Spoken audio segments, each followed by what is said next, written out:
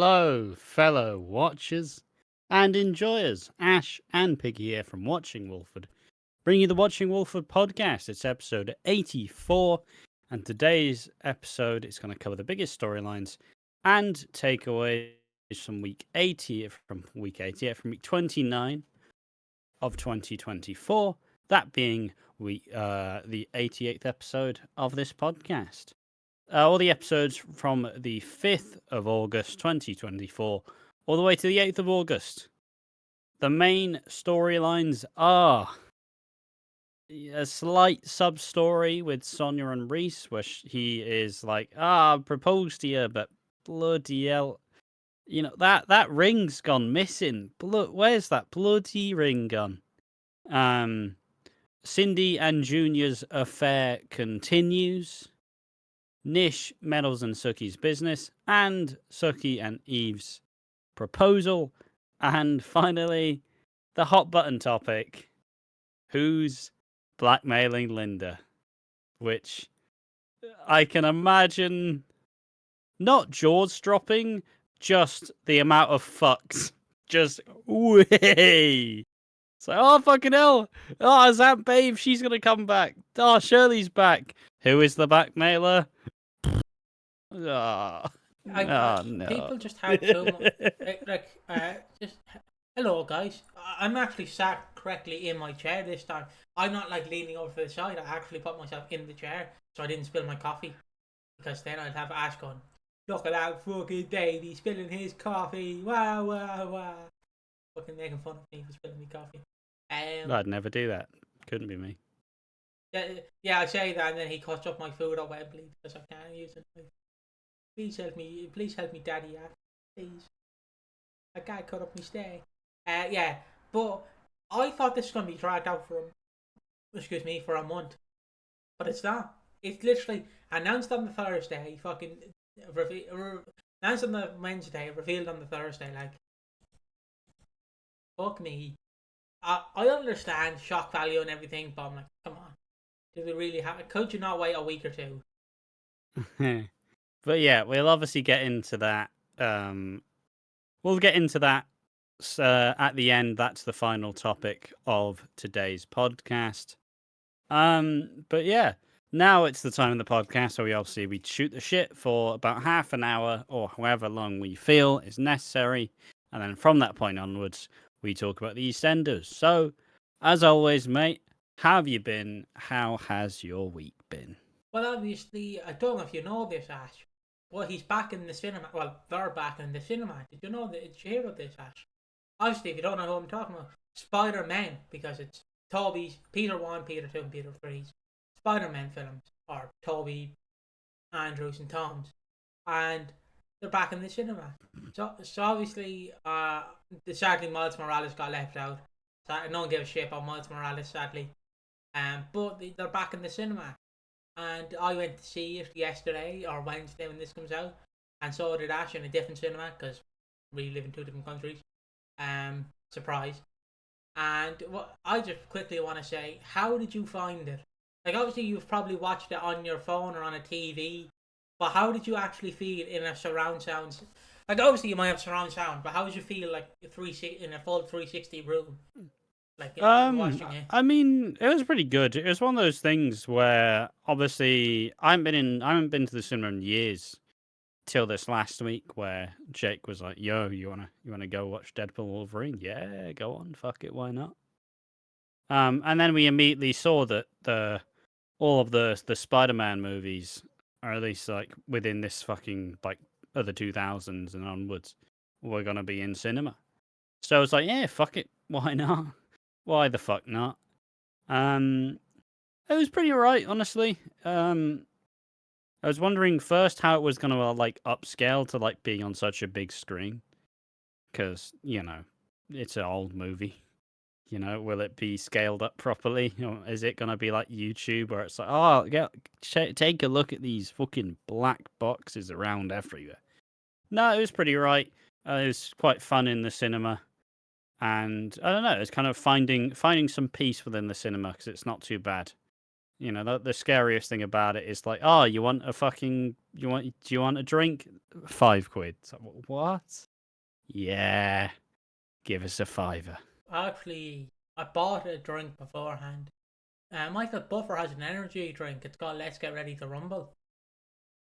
That doesn't quite roll off the tongue. Yeah, it's called Let's Get Ready to Rumble, I believe. It was cherry flavored. It was alright, but in the movie, I mean, it's an energy drink. There's no real surprise with an energy drink. but in the cinema, it was actually like because the one thing I always say to my father is, because I've watched No Way Home in the cinema, is the best thing is hearing Willem Dafoe's like take on the Green Goblin. Because it's alright when you see it on your phone, but when you hear it in that cinema, it scares the absolute shit out of you. Like, I forget like how fucking loud it is until you're actually sitting there. Like when he comes flying through Aunt May's fucking room, just comes flying in, barges in. It's like, get the Spider-Man, come out to play.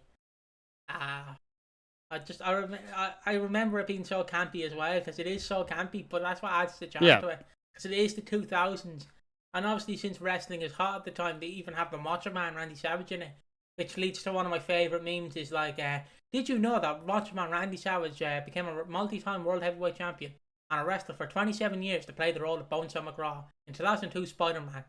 It's just like, yeah. That's how he trained. It's just like, yeah, I enjoyed it though. It's the spectacle that makes it. Like, obviously next week seeing Spider-Man 2 is going to be something, because everyone hears me glower about it, that Spider-Man 2 is arguably one of the best superhero films, in my opinion. Like, it's one of the best Spider-Man films, because it truly nails the character of like having it all and then losing it. I don't know why. My brain's just decided that you say film first, like my granddad did, because you're about to see film. Film. Oh, granddad. But also the way you say it really quickly, it just makes me think of Venom. It's all. My brain's mush. It's been a long week. It's been a long week. But yeah, it's. I recommend, like, if you ever see an old movie that you love and you hear it's coming back to this. Will you shut up, kids? I know you want the cars to beep. Will you shut up? The real people are talking. I have to listen to these for the next half an hour going beep, beep, beep. That's all I'm gonna hear. He's having a breakdown. I'm gonna hear live you on live on podcast. These kids across the road screaming beep.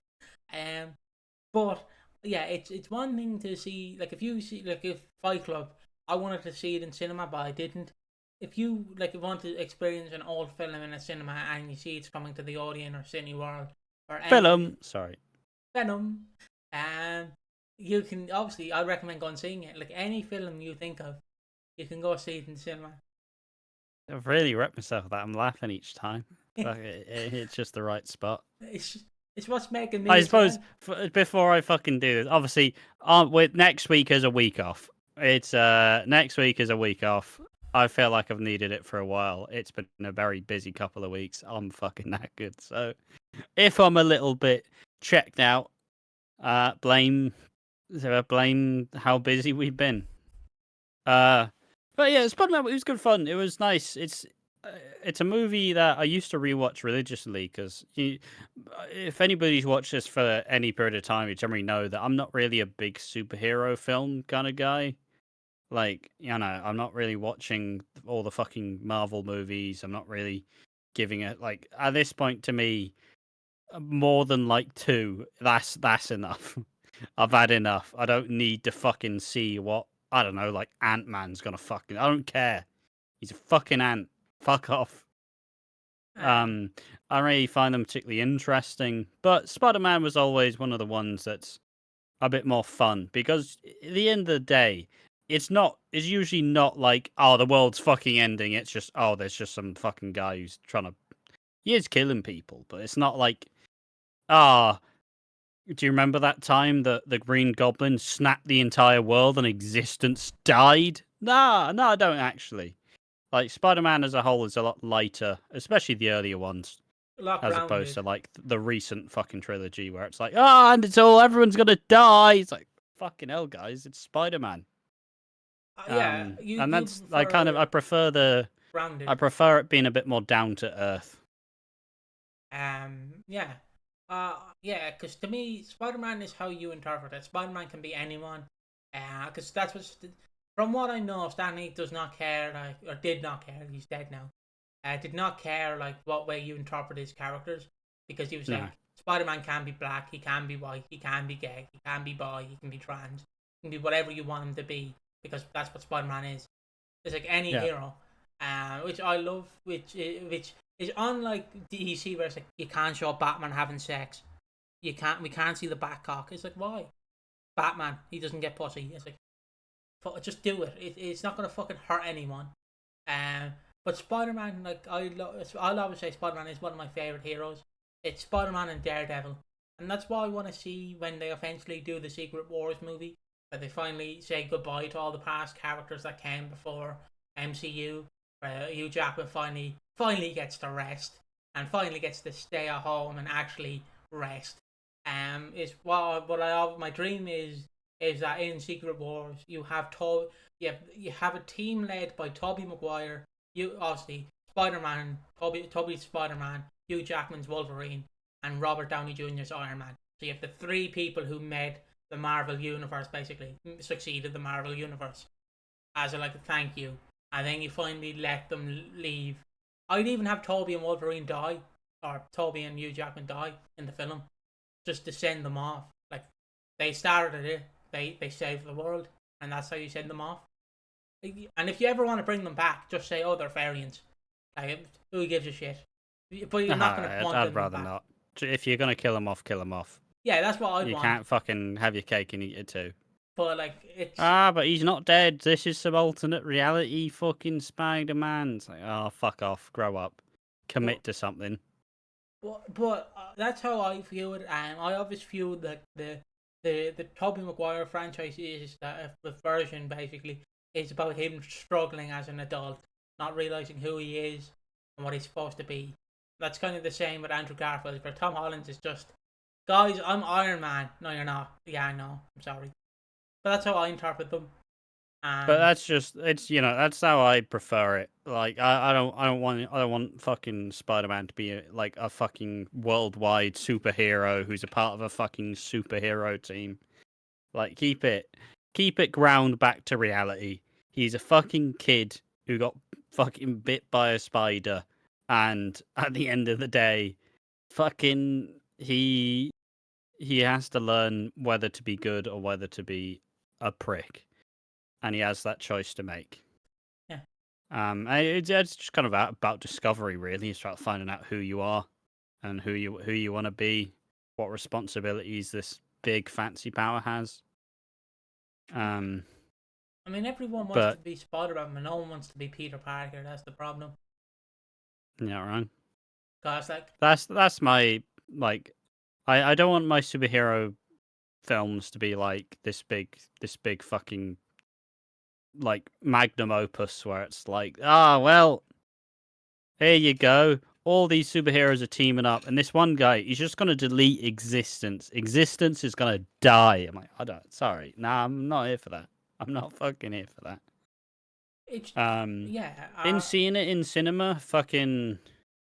One thing that's funny, did you get any people who dressed up as Spider-Man? No. Fucking hell, we did. There was a group, they all arrived at the same time. And there were 4 Spider-Men all dressed up proper suits. And just their one mate who clearly didn't get the fucking memo.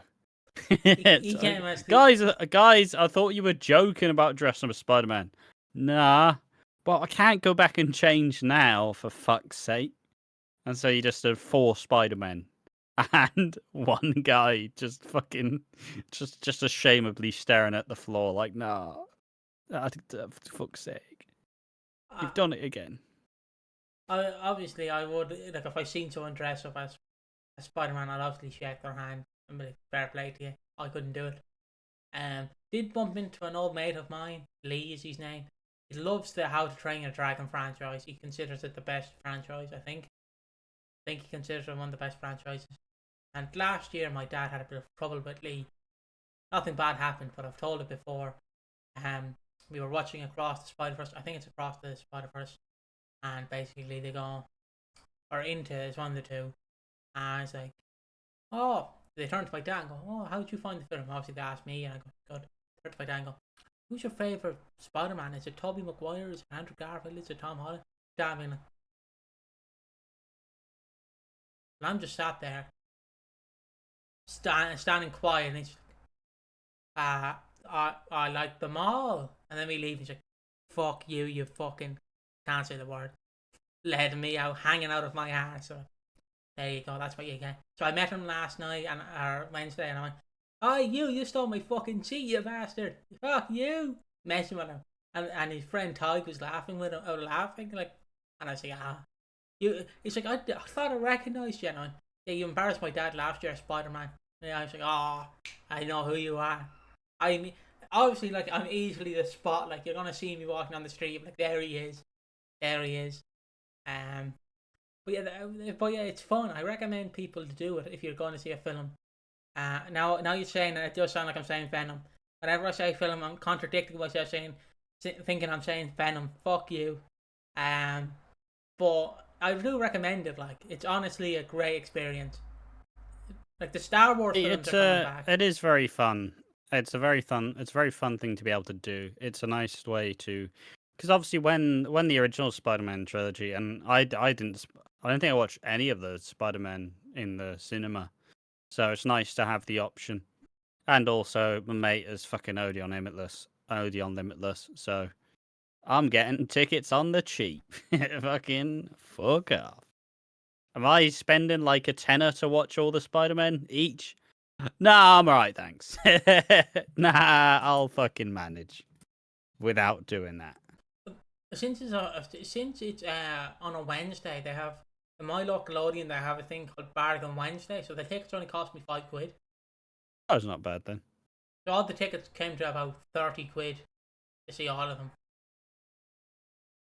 Maybe a bit more because I had to get my dad for the last one, so I always wanted to see No Way Home with him. Because I think it's another great movie. But if you're asking how I've been, though, I'll get to you in a second. Don't you worry, I'll get to you. I've been doing good. I've just been enjoying this week. We have the next 2 weeks sorted of recordings. If there's not a whodunit the following week, I'm sorry. If there is one, ignore my message. This coming week, there's no whodunit. We're sorry. We were going to record it, but we both had busy schedules. See, Ash is flying to Tijuana, Mexico, and I'm flying to Albania. So so I was like, can't do whodunit. Our flights are tomorrow, and so we're obviously canning it for a week. But we'll be back, don't you worry. But if you're on the One More Match channel and you are watching the wrestling channel, don't worry, these videos up to the end of September. You will be kept there. Enjoy. Yeah. I titled one of the videos one of the things Cody Rhodes said. I titled it Piggy's PC was trying to fuck on him. I couldn't even title it fuck though. I had to put SCK and it's like, that's grand. Like you put the, it, like you the and perfume. What? Like the perfume. It's just like, if you dare put FCUK. It says fuck, but it doesn't. Ook. What does fuck even mean? Fuckuki. But yeah, how have you been, mate? How have you been enjoying your week off? And what do you plan to do? How have you been enjoying your week, and what do you plan to do on your week off? Fuck all is the answer. Absolutely fuck all. I don't know. I don't know how long it's been since we had our last break. I think it may have been at the start of June or July, either or. Probably not too long ago. But we are fucking lazy. I say lazy. We're just we get kind of burnt out quite quickly.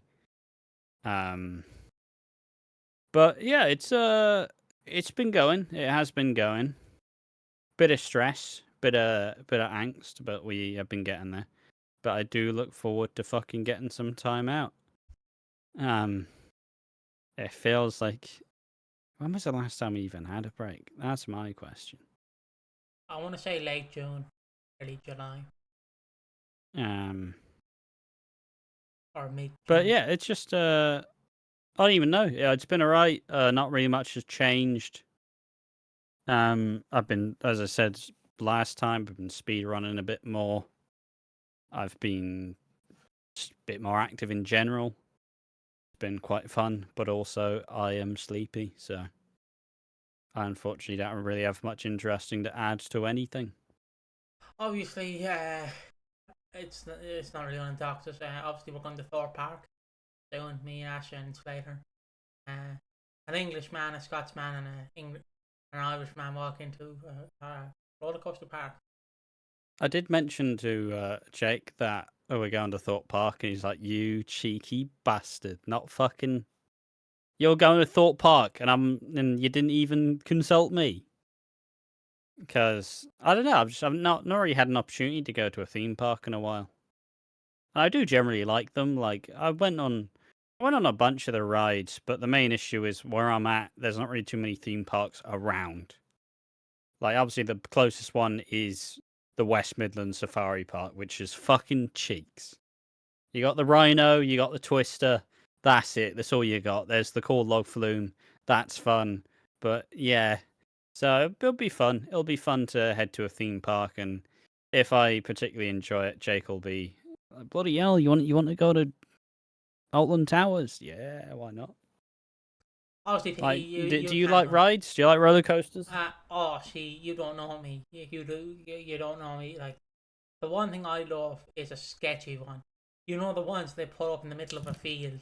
That's been like the roller coaster's been consulted by two men who've put it up high on paint fumes, and it obviously has the Twister that has like the bootleg Disney characters and Marvel and fucking DreamWorks characters on it. I love them kind of ones.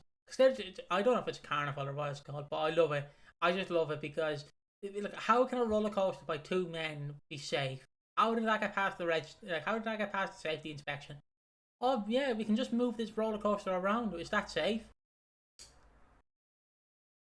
We never said it was safe, but because obviously the one I remember is the one in my local town I went years ago, and obviously my cousin at the time was 2 years younger than me, so we obviously went on the roller coaster.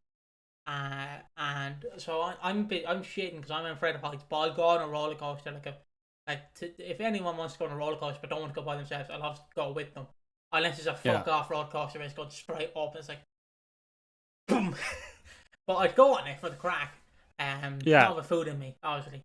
And so we were on the roller coaster, and we got to the top, and we were kind of dangling. And the way it was dangling, my cousin nearly slipped out and fell off the side. I had to pull them in, and then I nearly fell out the side, so they pulled me in. Okay, now. Because it's obviously them ones are built by like two men, in a garage, it's cool. It's just like £2, but it's like it's fun. It's fun. But I don't mind. You actually been to any proper like theme parks? I've never been to a proper theme park because we were supposed to go to Tater Park a lot of times, but I never went with the school trip. And obviously, Tater Park's now defunct. It's now it was a theme park, and then Tater went, "Can we bloody license that, please?" and put their brand on it, and then they got rid of the branding because they didn't want to renew the deal. So now it's a different park. I never went. I've never been to a theme park. No. Oh Christ! But so you're like, I'll go on roller coasters. No, not really been to. I've been to a decent chunk. I've been to what? I've been to Drayton Manor. I've been to Alton Towers. I've been to the good old West Midlands Safari Park. And I think honestly, I think those are the only ones that are actually relatively local. But it's good fun. Definitely would need to psych myself up and be like, you get there, you immediately go on a roller coaster. You get that adrenaline, and you just coast off it for the rest of the fucking day. Like you don't decide to just bitch out and be like, bloody hell, I'm scared. No, like it's good fun. It is a nice bit of adrenaline. Also went to Phantasialand in Germany, which was fucking sick. I rode the Black Mamba. It changed me. It changed me. It had a loop-de-loop. Fucking incredible stuff. Great roller coaster. Black Mamba is top tier. Love it. Well, obviously, if this goes down well, maybe me, Jack, and Ash might go on a roller coaster. They'll obviously have to get a car to fit me in that I can actually get out of course. Uh, I mean, you don't just go out head first. Is the simple solution. you Just see, fucking hold something. you say that I'm an idiot. Um, but yeah, I'm excited to go on the theme park. If Ash is bringing a bag to put all his stuff in, I'm gonna be like, just mind my phone, please. Just mind my phone. I don't trust these shorts. Just mind my phone. You don't mind my phone. My fucking there's no all in for us on the Sunday. Yeah, Yeah, because I'll be like that. Like if someone brings a bag, just be like, lads, just mind this stuff. I'll get it at the pretty end. much. But But yeah, I'm excited. it's exciting. It's I'm looking exciting forward to it. stuff. It's going to be fun. It was fun. It was funny because when me and Ash were discussing the train times, just how long's the train up to London? And I was like, 3 hours. And oh, how long's the train to get to Thorpe Park? Well, including the bus, it's 1 hour 30. Oh, not actually that long. No. Yeah, because the way it works is that the way I usually deal with things, I usually just don't think about it till about a week before. And then suddenly that week's just dominated by anxiety because, not really the biggest fan of traveling, me. Don't like public transport, don't like fucking trains, don't like buses. Not a fan. Sets the anxiety off to no end. And there's no real easy solution to it. But this time I embracing it, like, yeah, it's happening. But fucking had a little bit of a breakdown. It's tiny smidge of a breakdown the other day. But it's back on track. Should be fun. Obviously, it's going to be my first time. I'm obviously probably going to be in shorts. Ash probably going to be in shorts. I would imagine Sledder's in shorts, but I don't know. I don't know if they're a shorts enjoyer. Yeah, I wasn't a shorts enjoyer because I had the mesh ones. I hate the mesh ones. But I like the ones that don't have mesh in them. They're actually nice. You know the mesh, the weird white fabric that's inside them. What, like swimming shorts? Are they swimming shorts? Oh fuck! I mean, you've just been wearing swimming shorts all along. No, I've been wearing the shorts that go with your shirts, like. I don't know. I don't buy fucking shorts and shirts like as a combo. They might be swimming shorts. I'm not too sure. But now I've actually got proper shorts. I might bust out my pink shorts, but I don't have to fit me anymore. I like my pink shorts. Bloody hell! It's just been shrinking in the wash. Oh, bloody hell! He's been. Yeah, but you've been saying that to me though, like, it must have shrunk. It is. All right. I know. All right, mate. I hope people got my ad lib there when I was just saying, mouthing to myself. I hope they read my lips perfectly. It must have bloody shrunk in the wash. You know what's bad? You know what's fuck bad? My father tried on my new shirt he bought me. He bought me a new shirt for London, and it's actually a proper 3XL, so it's like baggy. So it puts it on. I put it on. And obviously, it goes about to here, like about to where your first pocket usually is. Does that make sense? Yeah. In your like clothes. And he puts it on. And I was like, son, call me a fat bastard. He puts it on, fucking down to his legs. Don't call me a fat bastard ever again, son. You pudgy cunt. I can't say the word. I nearly said it. I stopped it. Bloody hell. He's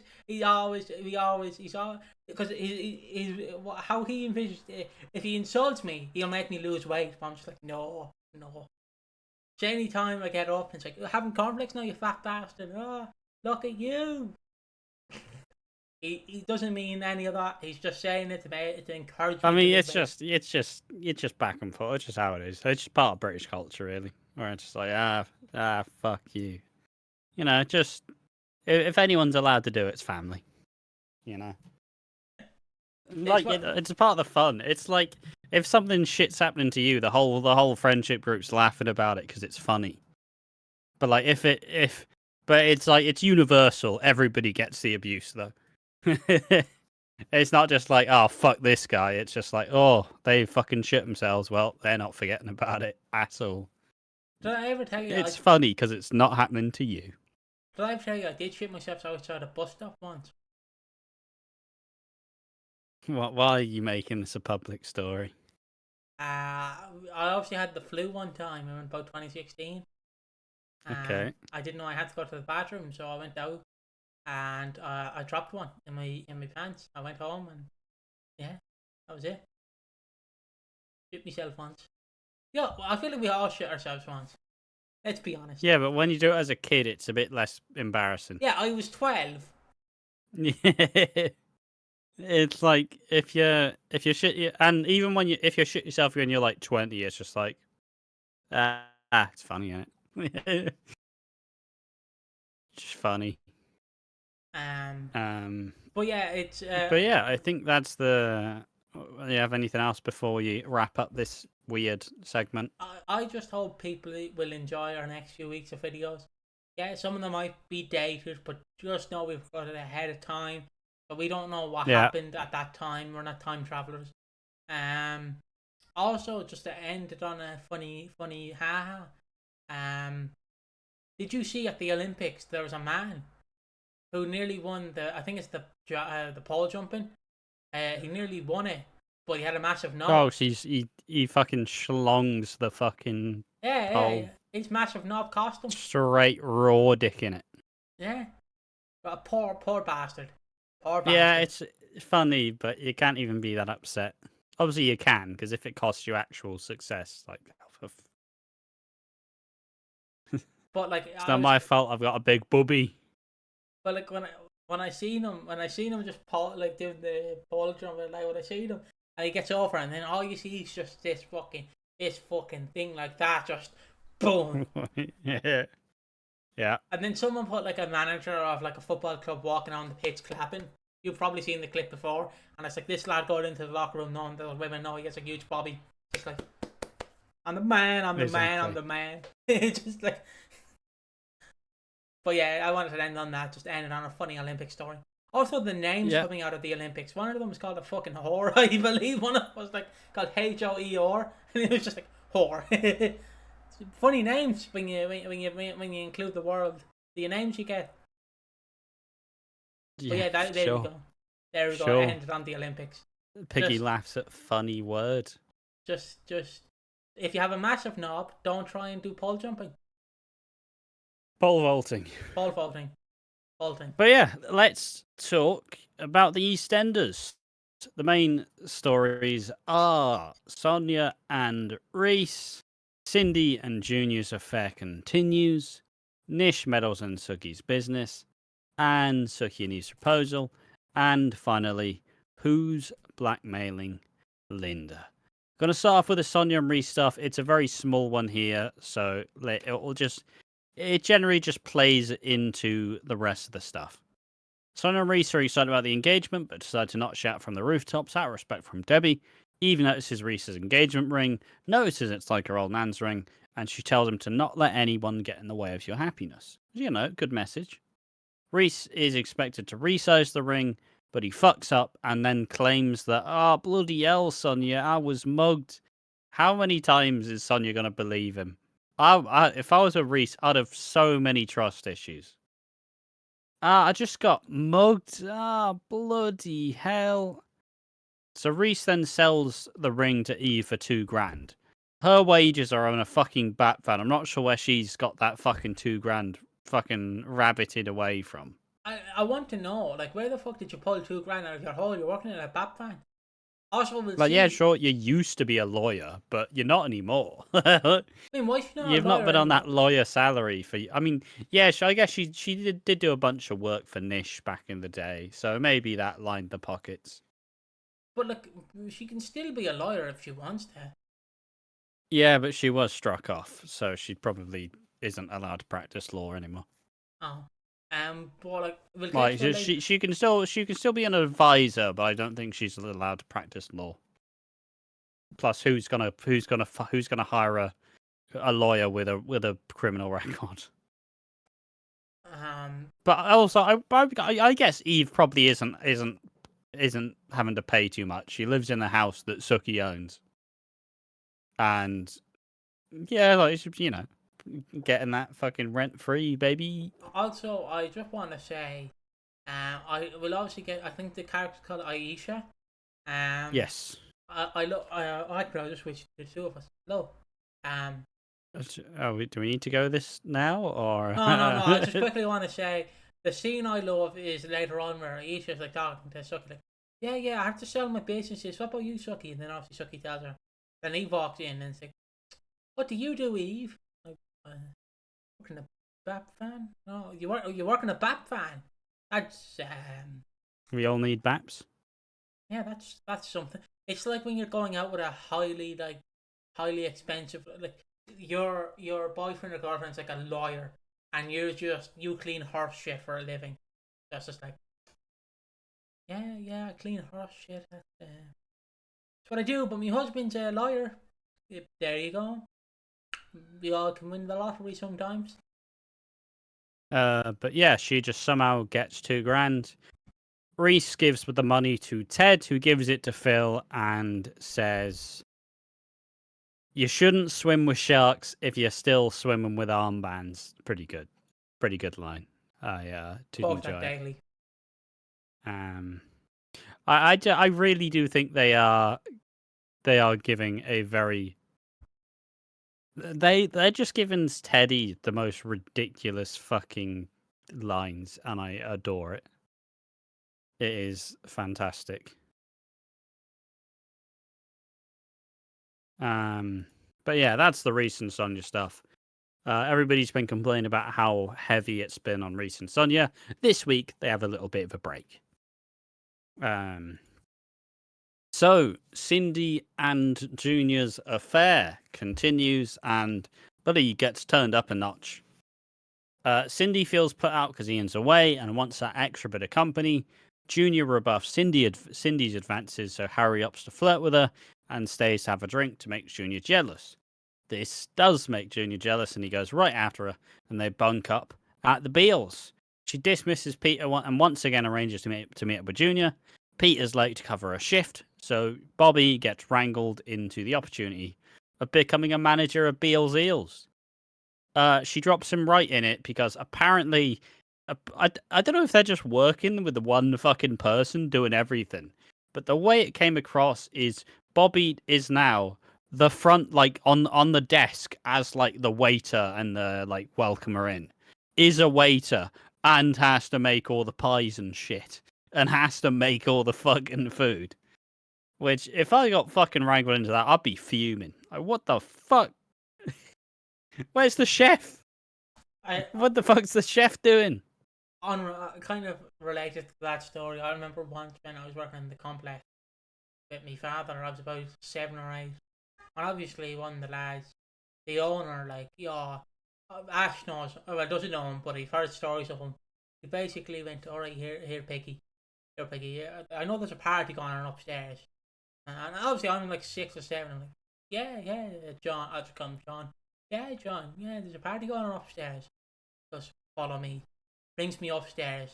I think there's a bunch of these people just like partying. I don't know if they're Indian, African, I don't know, but they're all just partying. They're all just partying like today. I walk in and they go, hi. He goes, hi you. Can you have some curry? Go get yourself some food, lad. Went around with a plate of food, like, there you go, son. There you go, sunshine. Oh, it was great. Another time is in the complex. My dad wanted food but was hungry and no one would like give him food. So one of the people that he was working with just went, alright, I'm ringing the chipper. Fucking rang the chipper with a shitload of food on the tab.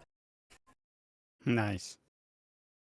Yeah, those are some stories. I don't have anything even remotely similar, so yeah, I was working at 6 I'm or just 7. gonna Get on my level. carry on.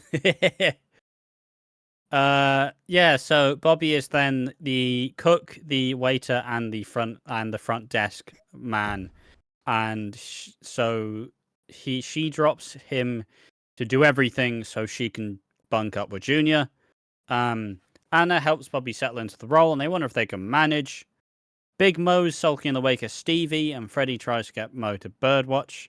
There's a bunch of tit jokes ahead, and Big Mo jokes that she's not a lesbian, and also says something like, yeah, Fat Elvis had a pair of knockers on him. It wasn't what drew me to him. Fucking great line. She's still dating Fat Elvis or no? No, when she did. Oh, what happened to Fat Elvis? Did they just break up? I don't know. Bring back Fat Elvis, please. I don't know my Fat Elvis lore, sorry. She storms off and Freddie claims he wants to reunite Mo with Stevie. This while Bobby has a near breakdown as everything in the restaurant's going wrong. Anna inspires Bobby and says, "This is your moment. No one's leaving till you get the best meal of your lives." With a nice little speech. It's get all inspiring. Imagine if she just changed a bit like, "No one's leaving till you're fed. Now eat up, you fucking pigs." And start like shoveling the fucking shit pie and mash like, "You're fucking eating." Are you You're gonna review us 5 stars as well. Are you ready to be entertained? Now eat your fucking food quickly.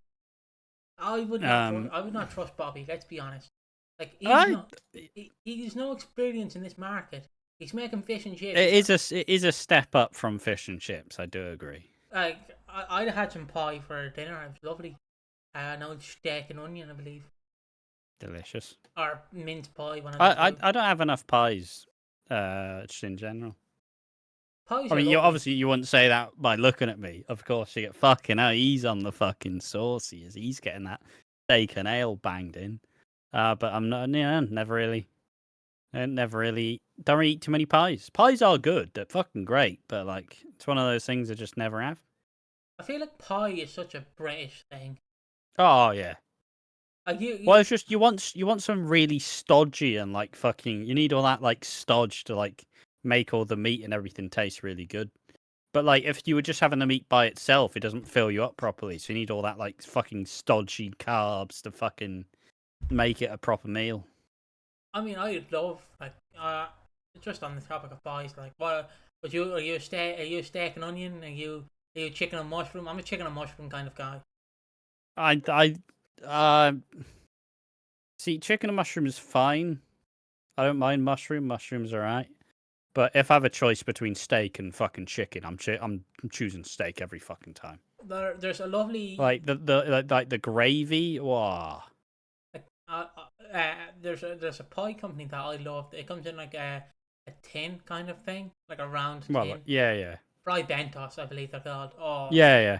Oh, don't tease me with a good time, lads. They're the best pies I've ever had in my life. Get one of those down, yeah. Oh, it's delicious. I mean, some of the best pies I've had. I think we got some pies from the butchers, which were fucking delicious. And there was. I know that was because that happened because you're also like kind of like farmer-ish area, right? We had this like farm shop set up where they had these vending machines, and for a period of time, I'd say a period of time, we found it once.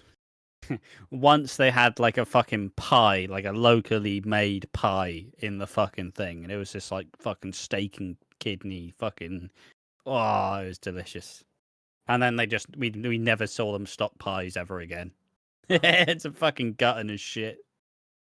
Pies are just in general. If you're American, you should make a pie. Like make a steak and onion, make a steak and kidney, make a chicken and mushroom pie. Generally, it's one of the best things ever. It's great. It's great British cuisine. Like people say the British aren't great. They created pies. What's not to love? Also, like I just recommend pies in general, but fried bentos is the go-to. Like if you're getting like cheaply made pies, I guess it would be the word. Yeah, like pies that you don't have to make. Yeah, I'd go for fried bentos. Lovely pie makers. I mean, we used to buy pies a bit often, but we always get one that would need to go in the freezer, and then it just like the bottom would be all soggy, and it's like that's not what you want out of a pie. You don't want a soggy bottom. Yeah, I agree. Yeah, for a second I was like, for some reason, why are you taking this like you've been insulted? Yeah. No, never happens. Never happened to me, of course. Never had a soggy bottom. Not like that time at the bus stop. You fucking you. The one thing about Ash is he lies and says he can't remember dates or specific moments. But I can. But in the middle, like you'll be having a chat with him at 12 o'clock at night. You'll be having a chat with him, And he'll slightly go, "You're a bit fat, aren't you, Ash?" And he go, "Yeah, but you remember that one time you shit yourself? Yeah, sit down, motherfucker. Sit down and know you're fucking wrong." Boom. He just fucking...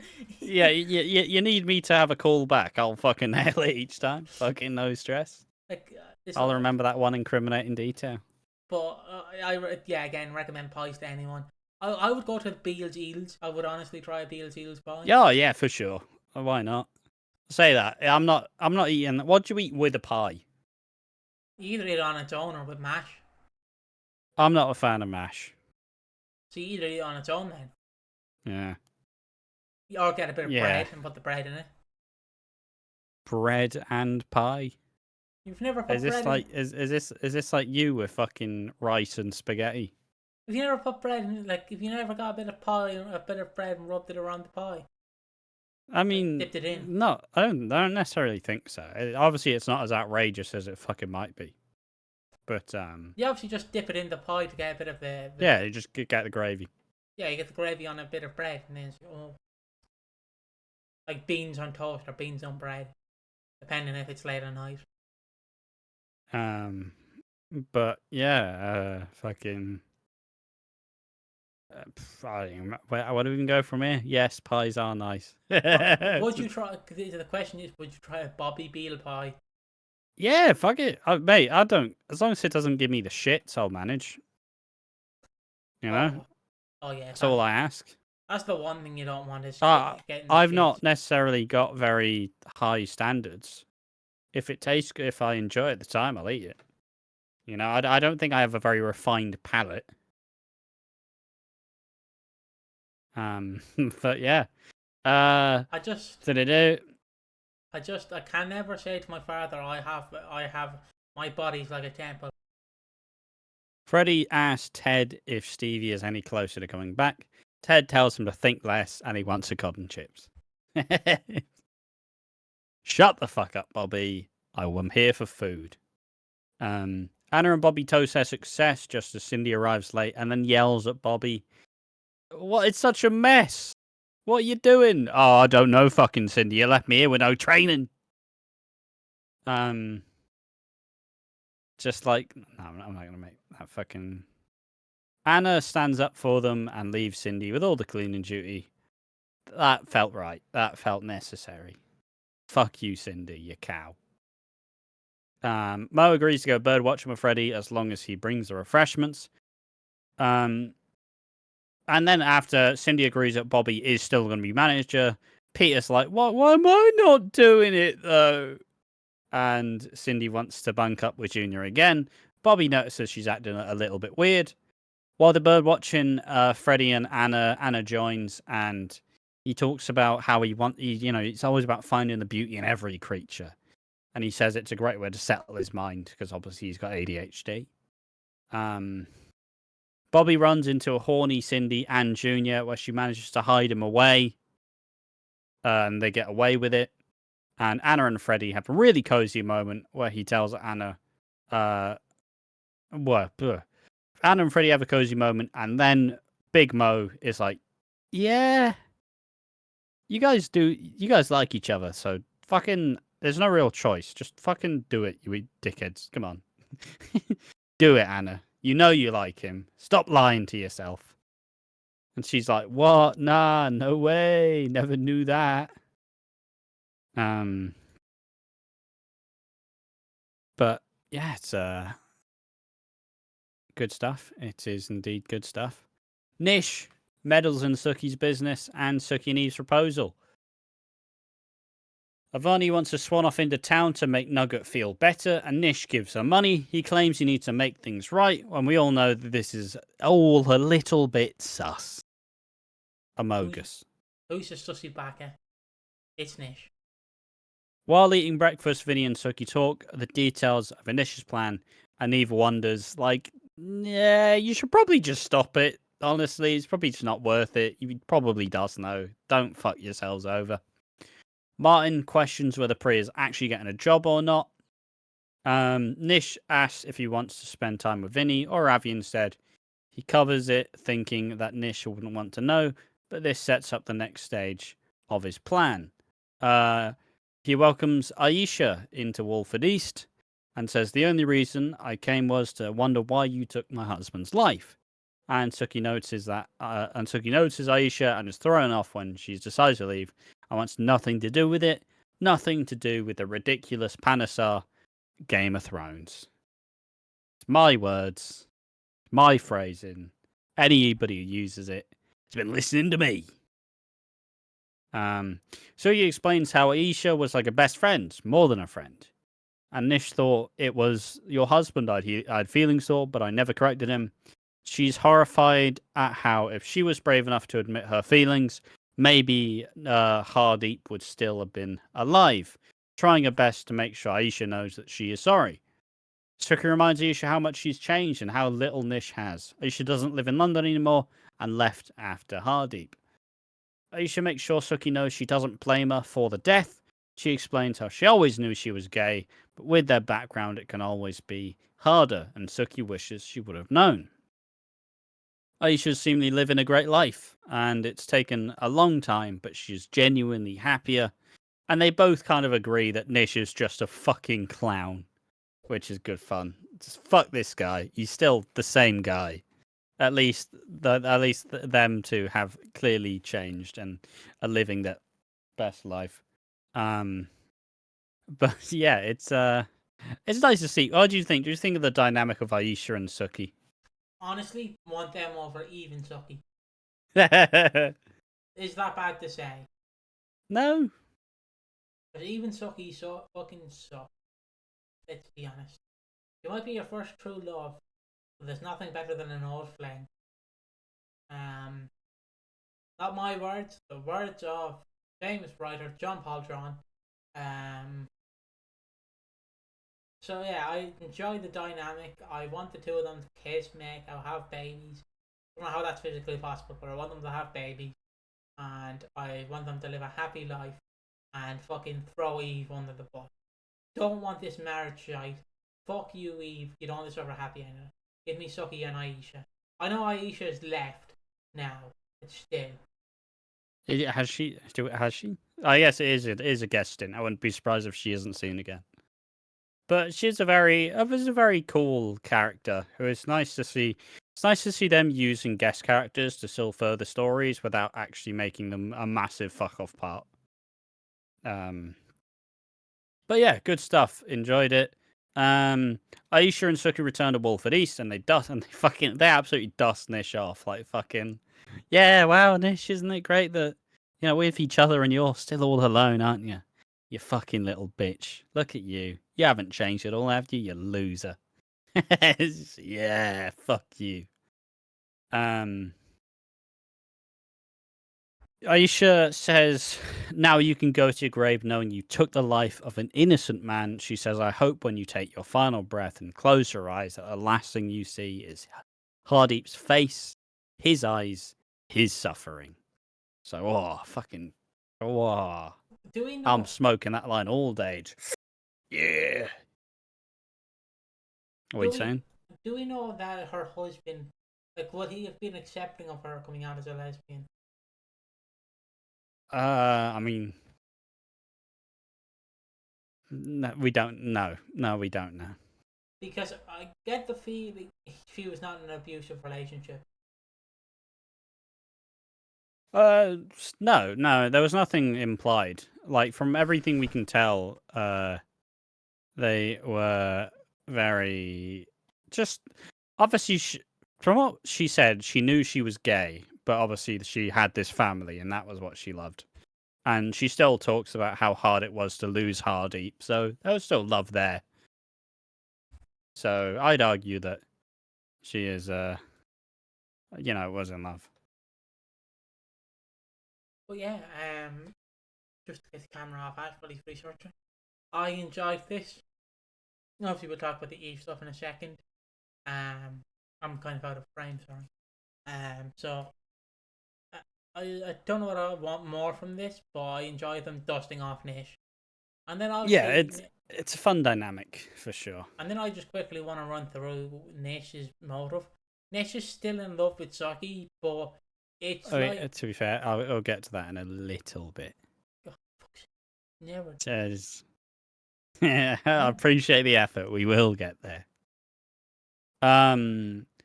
Suki invites her to stay so she can meet Eve. They meet Eve, but Eve feels a little put out over the connection. Then Nish tries to play with her insecurities by telling Eve that she is a gay Sikh woman and is Suki's first love, because Eve didn't really let it slip that this was the woman that Suki fell in love with. And, so she doesn't know the whole story. In episode 2, Suki's glowing in the wake of the reunion with Aisha. Eve feels very put out being the third wheel in all of this. She asks for Eve's permission to keep getting along with Aisha, but she doesn't meddle with Suki's plans. Aisha, Eve, and Suki all chit-chat and get along. Eve worries about how similar they are and feels like the odd one out. The insecurities, once again, are fucking with her to no end. She, when talking to Stacey, worries about Suki and Aisha, and Eve reckons that Suki is the first woman that she's allowed to, get into her and, break down the barriers that she's put up. Vinny wants the call centre, but Nish still wants Ravi to have it and keeps claiming he has big things planned for Vinny. He's gonna die. I don't know what he's gonna fucking do with Vinny. Nish tries to infer that Aisha and Suki have way too much chemistry to be friends, and they rub Nish's nose in it. Nish proceeds to find Eve, who witnesses Reese trying to shift his ring for money, and Nish continues to fucking prey into Eve's vulnerabilities by implying that Suki and Aisha are made for each other, as well as that sinking feeling that she will be left alone. Eve, in a jealous rage, buys Reese his old ring, and it's Suki, Aisha, Eve, and Stacey all drinking together in the pub. She gloats to Nish and gets down on one knee and asks Suki to marry her. I was kind of like, because obviously I'm sure Eve does want to marry Suki at some point, and they do want to get married eventually. It was just seeing Eve get fucking played around with.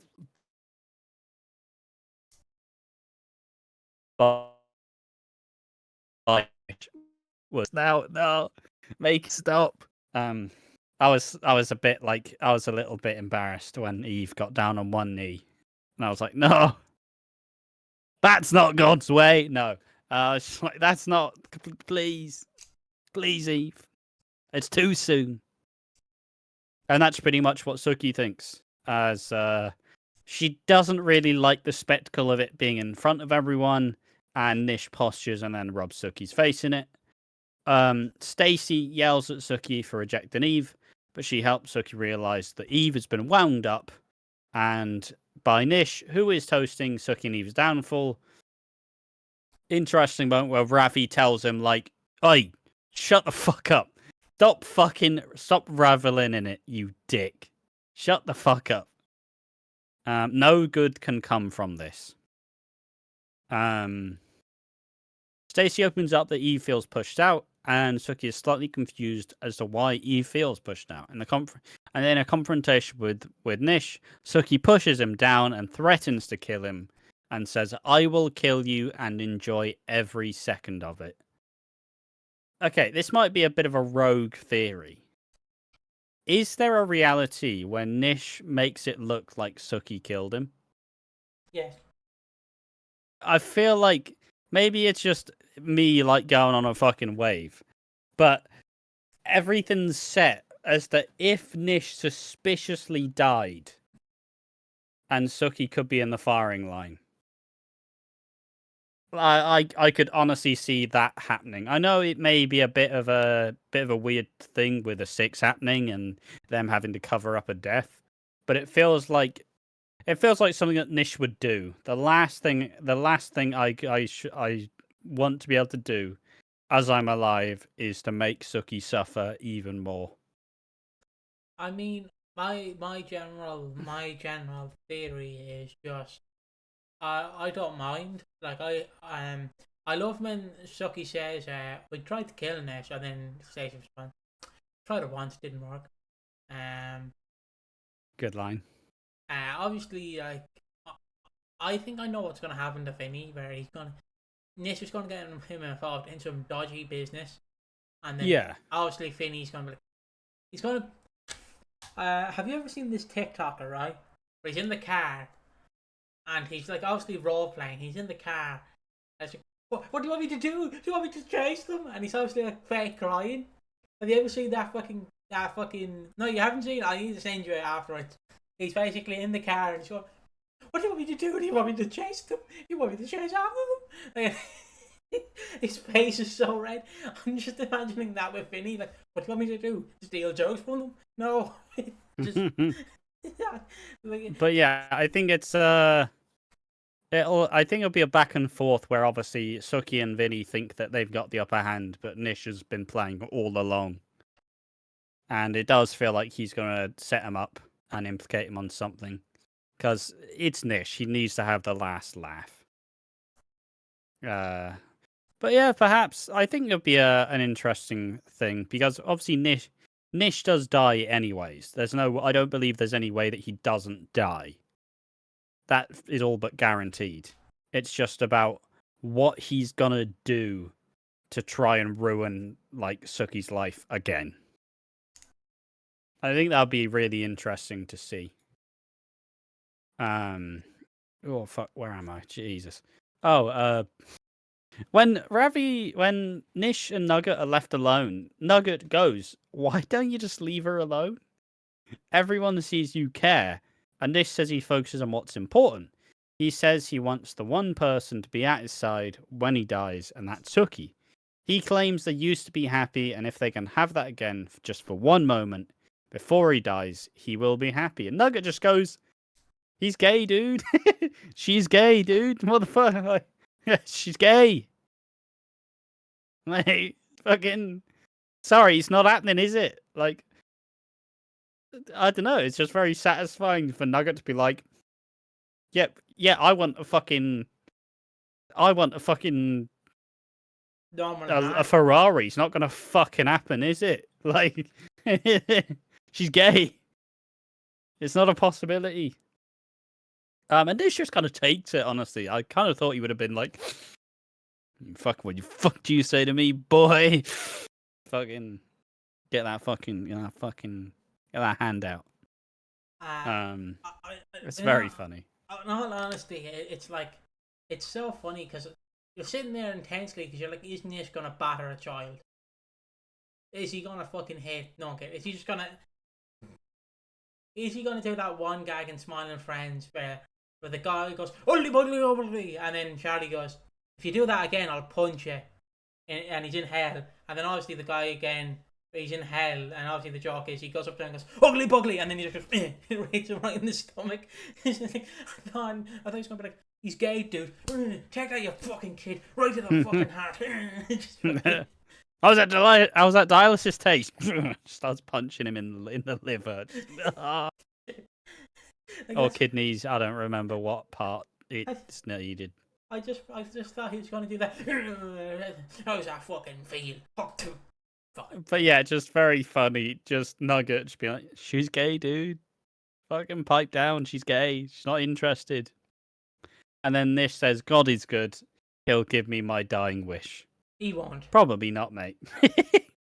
I mean, Nish. I feels like Nish is gonna get the Derek Branning exit. Really, that's the kind of trajectory that's like both characters had, where it's like, "I'm the man. I'm the fucking man. I save this family. This family isn't gonna be nothing without me." And then he dies, and they just kind of look at him like, "Ah, well,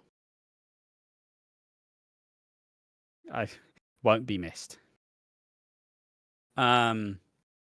Suki gets sad as she receives a text from Eve while looking at a picture of them together saying she isn't coming home tonight.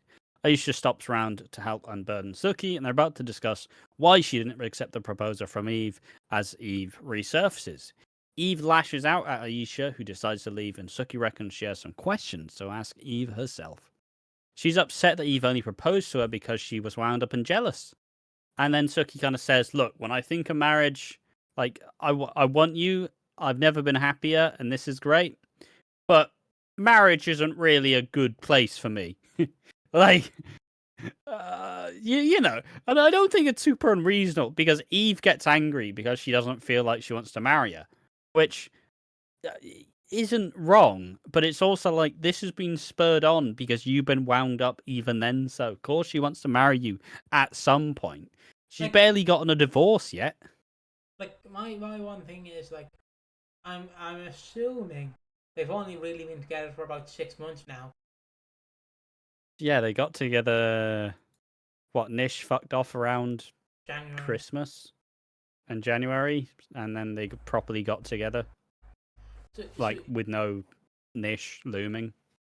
So you've been together for 6 months, and like yeah, sure, they've been seeing each other since like a year or two at this point, where they've been having their little affair. But come on, it's a bit too early. Who am I to judge how early it is? But I don't like how it's being spurred on because she got jealous. Like, there's not a reason to get fucking married. I know it wouldn't happen. I know because it's a Nickelodeon show. But I would love if on the TV, SpongeBob was playing and it was Gary come home as she reads the text message. Gary, I'm so sorry.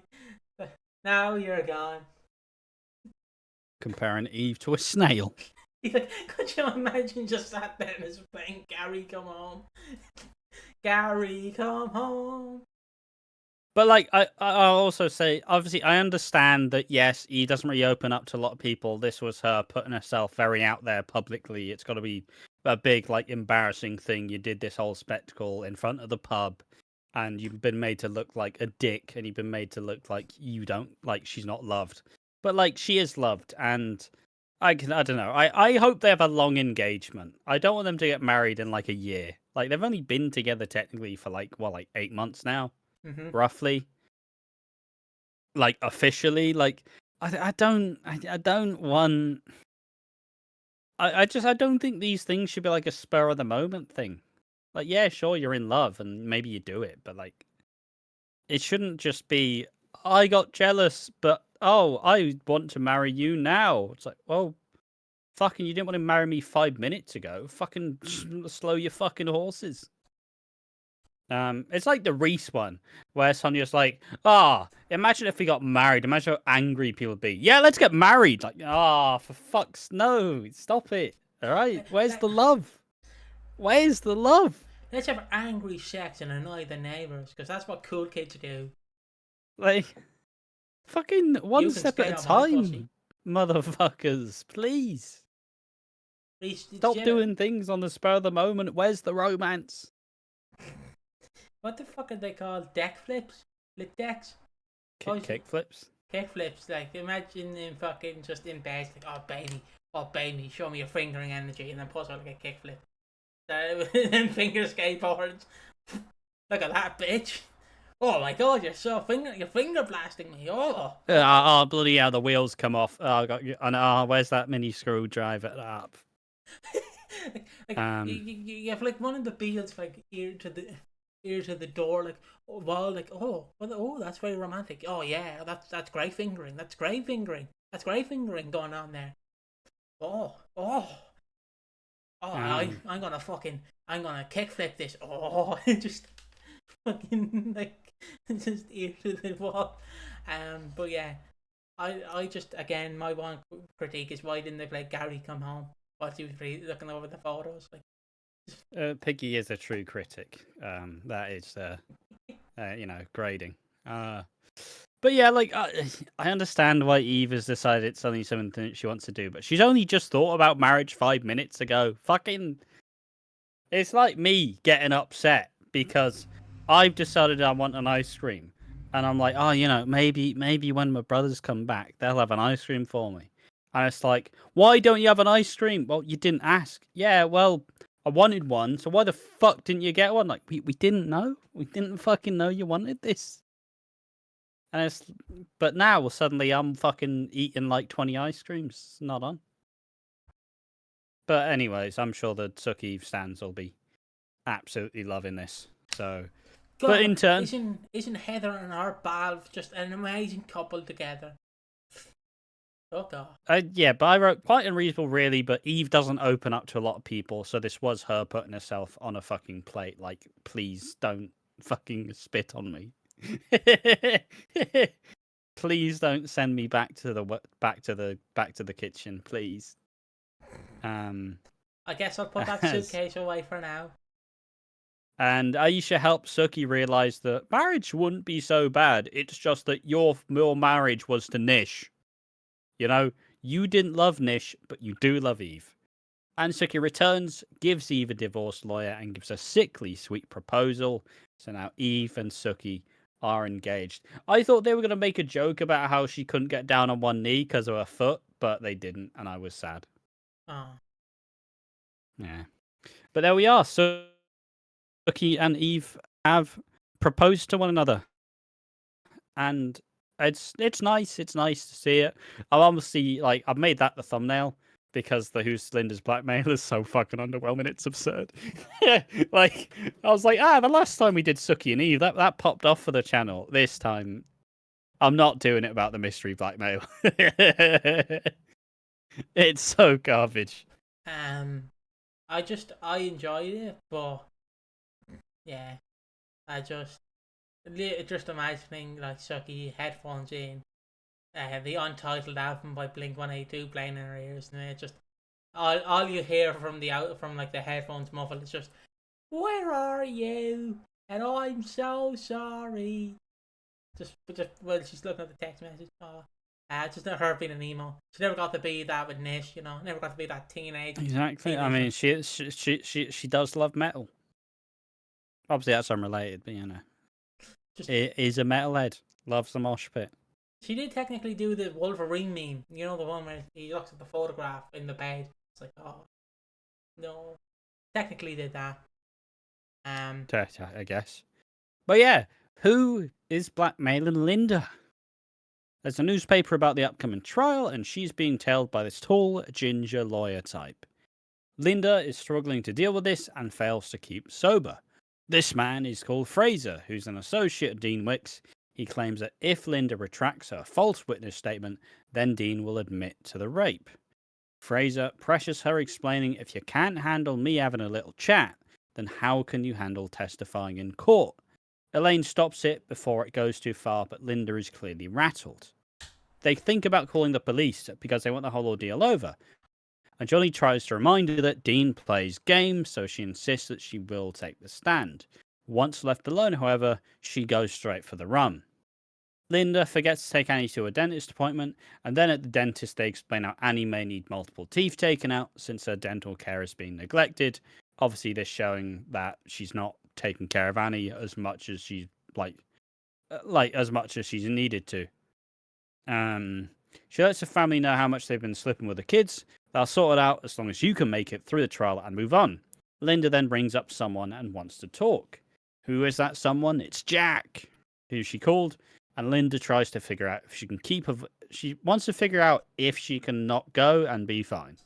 Can I not take the stand and Dean will be convicted? Well, maybe, but I would suggest you take the stand anyways. And then she decides, yeah, fuck this, I'm not doing it. Fuck you. I'm not taking the stand. Fuck you. See you, dickheads. Linda believes it's time to move on and stop drinking, so she will stop drinking and take Dean's deal. They didn't really talk about it, and Linda barreled on. She believes that Dean will stick to the word and it'll be over. And Johnny reminds her that there is no quick fix, but she decides she has to. Johnny explains to his niece and Sharon that Linda wants to take the deal, jeopardizing the six, and they figure out the best ideas for Sharon to convince her otherwise. Linda isn't convinced by Sharon, so Phil muscles in and put the frighteners on her and says, "Oi, you're a fucking liability. Fuck off with all this shit, you selfish alcoholic bitch." That's basically what Phil says, right? You stupid. I just think of, is it Ali from fucking early EastEnders? You bloody stupid woman. You bloody stupid woman is all I was thinking. It was just Ali from early EastEnders coming back from the grave being like, you bloody stupid woman. Just, you're stupid. He might still be alive, honestly. We haven't seen him since, 89 or whatever the fuck? Yeah, I just imagine he's dead. They don't give a shit about him. He's just yeah, he fucked off in 89. But I love it because Phil's just essentially Ali. He's just essentially him. Just going, you bloody stupid woman! Don't you dare do that! No, Get your hand out of the cookie jar. Get your fucking hand out of that cookie jar. You're not going there. No, no. But Phil, I really want to. No, I said no cookies. Okay, shut the fuck up. Retract your statement. No cookies. Stupid one. Fucking just erases the hand. See what we do? But yeah, she does genuinely stand her ground though, and says, "I'll not be threatened by you." Johnny hears that Linda's arranged a meeting with Fraser, and she lies about where she's going. So Johnny rings someone. Linda wants a guarantee that Dean will sign a witness statement and confess what he has done to her, and that's when she gives her statement. Feels like an easy way to. Yeah, and I wrote this, but I started to kind of go like, if Fraser isn't legit, this is a really easy way to say that Dean's not guilty. Like, oh yeah, I made it all up. And the fact that she's even going to accept this fucking clearly bullshit plan, this clearly nonsense fucking plan, shows how Dean is actually innocent of murdering Keanu. Fraser rings someone and says it's done, and says she's eaten out the palm of my hand, and says, "You've played right into my hand, hen." So it means that the mystery blackmailer is a woman. I wrote Shirley. How I was wrong. I wrote Haley Slater. I've always wrong. Johnny called Jack, who arrests Fraser for attempted blackmail and perverting the course of justice. And then Linda screams and says, I don't want you to have to take care of me, Johnny. I want to be the mum. And Elaine and Johnny are upset over Linda, and Elaine insists that Johnny make things right. But right at Queen Vic right next to the Queen Vic bust, Linda finds a blackmail letter saying, I know what you did at Christmas, liar. Now, observant viewers noticed that this was a blackmail letter typed in the same font that Aunt Babe wrote, pay up, you pervert. Is it Aunt Babe? Yeah. They deal the day after they deal with the aftermath. Linda doesn't want to go to the station and is fuming. Johnny needs to figure out if Fraser was kept overnight from Callum, then is warned by the rest of the six. He is glad to learn that Fraser was kept in, and Callum says, you know I'd do anything for you. I mean, the Carters, Oh, it's happening. Another gay couple, let's fucking go, baby. It's happening.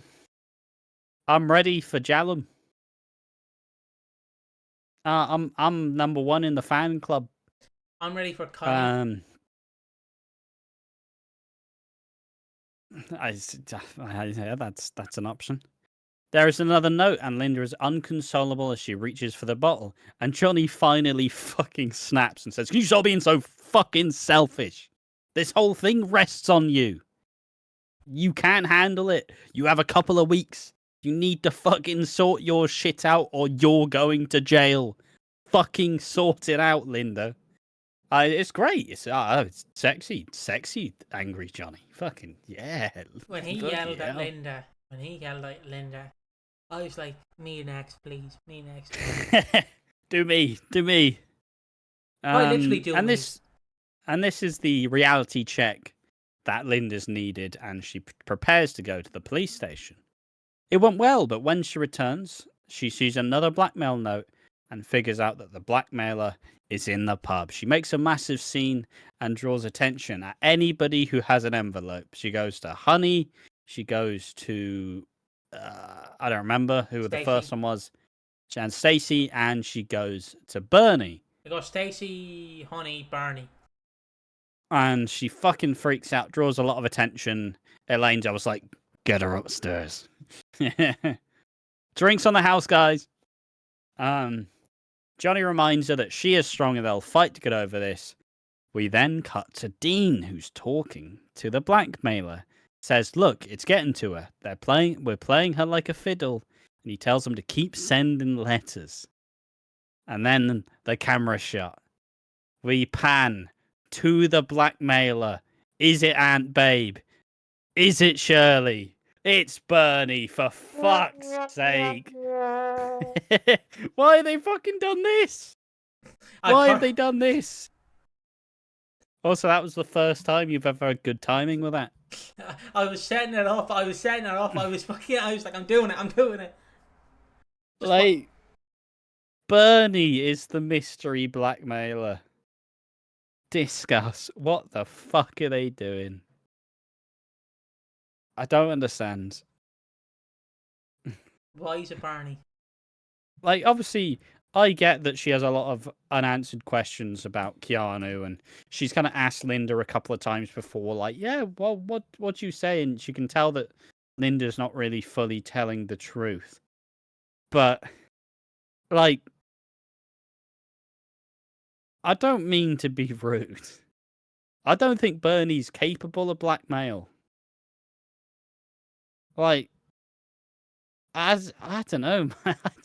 It's so underwhelming. It's like a wet fart. It's just I ah. I'm very obvious and racist, but Barney is so stupid. She thinks blackmail is what black people call their mail. That's how stupid she is. That's That's a fucking weird line, but you sold it to me. You sold you it. know what I mean. Blackmail. You sold it. Blackmail. Is that what black people call their mail? No, Barney. It's blackmail. It's where you blackmail someone. It's not their mail. It's not their fucking. See you stupid woman. Fucking Homer Simpson or just. But yeah, I'm sure Claire Norris is a lovely lass. I think that's her no, name. no, like, yeah, it is. But I liked her at Christmas. Her role at Christmas was great. Like, your knights are gonna kill you. Fucking great. I don't know why I say it like that, but it's a great line. I fucking love that line. But being the blackmailer, like, obviously you want to find the real killer of your brother, and I guess this is the Karen role. But yeah, I don't know, man. It's really underwhelming. I don't like it. I don't mind it. I was just like, you announced it on the Wednesday, you rushed it on the Thursday. Like, you could have like built it up for like 2 weeks, and then the week before the trial, it's like, who's been blackmailing Linda, and then it obviously revealed Barney. It's then what you can do is that surprise and be like, oh, it's Barney. Oh, all right. And then at the court, obviously you have the big reveal. Then it's Shirley who's actually here. So you have like a little, what's the word I'm looking for? You have it. It's like you have a shit eating like meal, and then they come out with dessert, and the dessert is banging. So you get like a cheap burger, and it's like, oh, I don't like it. And then they give you the dessert like it's a trifle, you know. Actually nice. It's actually nice. Not bad. But that's what I'm getting at. I just can't see the word where it's Barney. I just think she's a bit dumb for it. Like, a bit clueless. I don't. The character's not developed enough to really carry this, in my opinion. Maybe this will be the making of her. You know, perhaps this will be the making of the character. But it's gonna. I don't fucking know, man. I wish I had something more interesting, but obviously you have all the things like, oh, it's Shirley. It's fucking Shirley. Yes, she's back. It's Aunt Babe. Yes. I curse you. Fucking she's back. It's Bernie. Ah. And like I said, I'll give it time. I will see what they do with it, and maybe it becomes really interesting. And it makes sense that Bernie would want to figure out the actual reason, the actual killer of Keanu. It is just incredibly underwhelming. Because we all got hyped up. And maybe it's on us. Maybe it's on us for all like, oh, it's going to be sick, you know, someone's fucking returning. I guess the hype took over because it wasn't like a big thing. It was established like a week ago, and it came out in like 4 days. So I think it was established a week ago. I didn't remember last week her being black. I don't even know. Like it's not like it was a big mystery for weeks, right? Yeah, exactly. So I don't think I doubt they would have expected such a big like ordeal over it. But yeah, it's just a strange one. Time will tell how it goes. But I think with all that said, that is the week of EastEnders. That is the week of the podcast. now is it time to go do the awards. Where do we want to go first? Underrated. Who's underrated this week?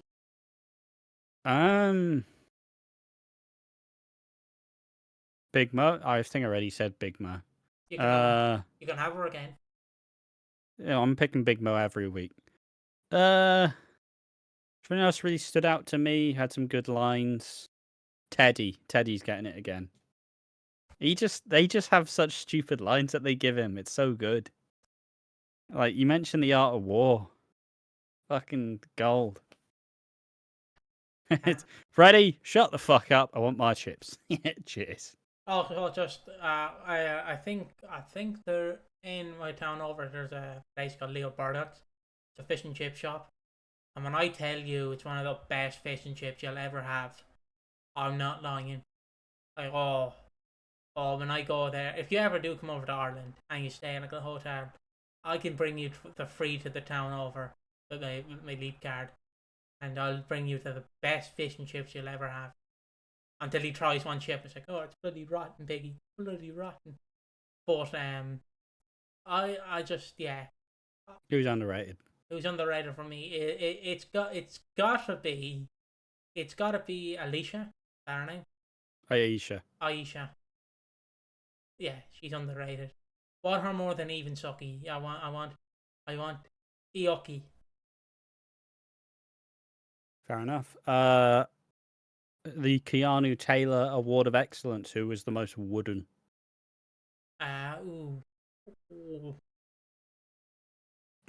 Who's the most wooden this week? Do you have one?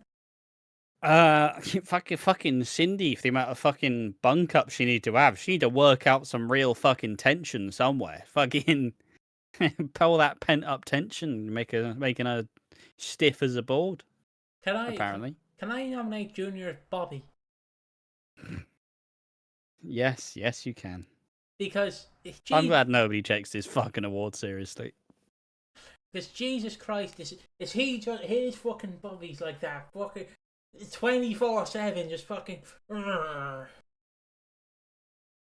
He is on the horn and he's giving out his love for free.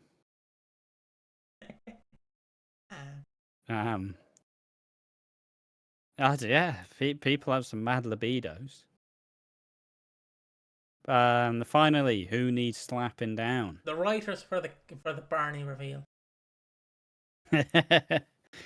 Yeah.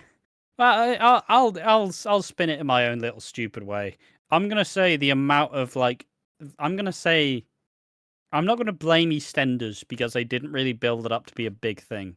I'm gonna blame the community for us all getting way ahead of ourselves. It's like, I wonder who it'll be. I hope it's Shirley. I hope it's Aunt Babe. It's Mick. Maybe it's Mick. He knows. It's Bernie. For fuck's sake. Good luck writing your way out of this fucking hole. But I agree. I agree. But yeah, that is Watching Walford, episode 84.